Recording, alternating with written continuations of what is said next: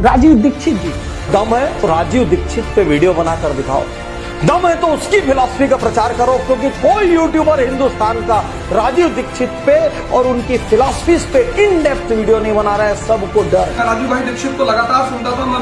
ये तो राजीव दीक्षित की तरह बोलता है रे। राजीव दीक्षित का नाम लोगे, राजीव दीक्षित जी को किसने मारा? जिनके विरोधी भी जिनके चरित्र के बारे में स्वप्न में भी प्रश्न चिन्ह नहीं लगा सकते, ऐसा उज्जवल और धवल चरित्र राजीव भाई। राजीव दीक्षित जी, राजीव दीक्षित जी आप कह सकते हैं कि वो स्वामी विवेकानंद का एक रूप थे। जिस तरह से वो भारत की संस्कृति को ले जा रहे थे, उनको रहस्यमय तरीके से मौत हो गई राजीव दीक्षित जी को, कोई जाना ही नहीं क्या हो गया। जैसे मैं आपसे यही तो कह रहा हूँ कि आज हिंदुस्तान की बहुत बड़ी जनसंख्या को क्या चाहिए? उत्साह।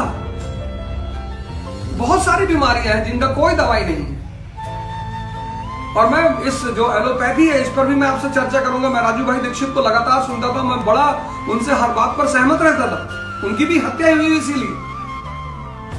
आप लोग किस बेवकूफी में फंसे हैं?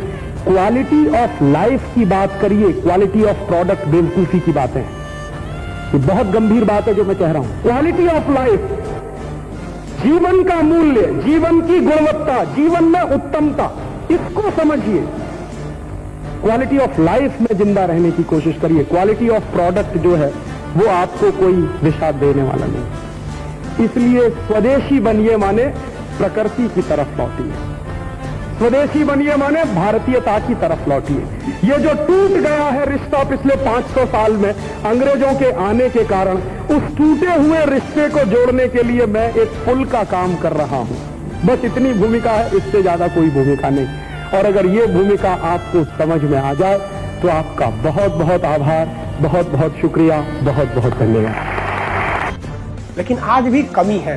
राजीव दीक्षित जी जैसे, स्वामी विवेकानंद, दयानंद सरस्वती, तो हमारे ईश्वर चंद्र विद्यासागर, ऐसे लोगों की बहुत कमी है आज के देश में। आज के देश में बहुत कम लोग ऐसे मिलेंगे जो देश के लिए मरते हैं। आजकल लोग अपनी पार्टी, अपनी धर्म, अपनी जाति, यही सब पे हो रहा है। लेकिन ये लोग जाति धर्म से ऊपर उठ गए। राजीव दीक्षित जी को तो हमको लगता है मल्टीनेशनल कंपनी वालों ने मरवा दिया।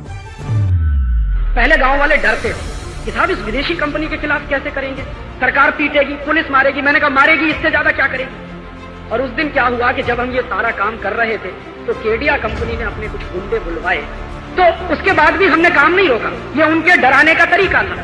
वो हमको धमकी दे रहे थे कि देखो तुमको मार डालेंगे। हमने कहा हमको मरने से डर ही नहीं लगता, तुम मारोगे क्या। और उसके बाद नतीजा निकला कि जब गोली चली तो गांव में और ज्यादा उत्साह फैला। वो पता चला कि 10,000 की फौज अब 20,000, 25,000 की फौज में कन्वर्ट होने वाली। एक बार क्या हुआ, डिस्ट्रिक्ट मजिस्ट्रेट ने कोशिश की, अपनी जीप लेके आया, लाल बत्ती हरी बत्ती टें टें टें करते हुए। गांव में बैरिकेड लगाया हुआ था, वहां आके जीप खड़ी हो गई, आदेश देने लगा कि इसको हटाओ। गांव की बहनें निकली और एक एक लठ उठाया, मार मार के कार के शीशे तोड़ भागे सब वहां से दुम दबा के। डीएम भागा, उसके पीछे पीछे उसका अर्दली भागा। और गांव वालों ने देखा कि हमारे सामने जब डीएम भाग सकता है तो दुनिया की कोई भी ताकत नहीं। अब इसकी नाम बदल के सरदार पटेल से नरेंद्र मोदी स्टेडियम हो गया। हालांकि किसी मतलब एग्जिस्टिंग प्रधानमंत्री के द्वारा ऐसा उद्घाटन मतलब थोड़ा सा ऑकवर्ड सा लगता है। लेकिन जो धरोहर वाली चीजें हो जाती हैं उसको स्वतंत्रता सेनानियों के नाम पे रहता तो ज्यादा बेटर रहता। जैसे चंद्रशेखर आजाद के नाम पे, भगत सिंह के नाम पे हो जाता तो ज्यादा अच्छा रहता। या हमारे जो समाज सेवी है, राजीव दीक्षित जी हो गए, स्वामी विवेकानंद हो गए, इन लोग के नाम पर रहता।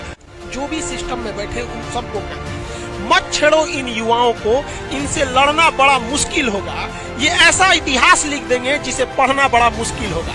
और मोदी जी याद रखिएगा, इतिहास आपके समय मत लिख दिया जाए यहाँ पर। और सबको कहते हैं भाई साहब आप ये आवाज उठाइए, क्योंकि इतिहास केवल आवाज उठाने वालों को याद रखा जाता है। जब देश गुलाम था ना, तो बड़े बड़े सिंहासन पे बैठे राजा महाराजा भी अंग्रेजों के तलवे चाटते थे। तलवे चाटने वालों को इतिहास में कोई जगह नहीं मिलता है। जगह उसी को मिलता है जो गलत के खिलाफ आवाज उठाता है। शुरू में 50 लोग कहते हैं अरे ये हो नहीं पाएगा, लेकिन मुझे लगता है कि अगर संकल्प शक्ति हो और मन में पवित्रता का भाव हो, आपका उद्देश्य बड़ा हो, समाज के हित में हो, तो जीत तो होती ही है। भले ही हमारी शक्ति कम है, आज कम है, कल अधिक हो जाएगी। और अधिक कैसे होगी? ऐसी छोटी लड़ाइयां लड़ते लड़ते किसी बड़ी लड़ाई की तैयारी हम करेंगे, ये कर रहे हैं। 1992 से हमने ये अभियान शुरू किया था, 1992 से अब तक इतना कर पाए हैं। हम 3-4 लोगों ने ये अभियान शुरू किया था, तब सब लोग कहते थे कि क्या फालतू का काम कर रहे हो, अच्छा खासा कैरियर छोड़ के इस तरह के काम में लग गए। परिवार वाले भी नाराज, रिश्तेदार वाले भी नाराज। हमने कहा ठीक है, आप नाराज रहिए, क्योंकि ये पशु बन के जिंदा रहना तो हमें मंजूर नहीं है कि हाय पैसा, हाय पैसा, हाय पैसा। पैसा जिंदगी का सब कुछ नहीं होता है, देश उससे बड़ा होता है, समाज उससे बड़ा होता है, संस्कृति बड़ी होती है।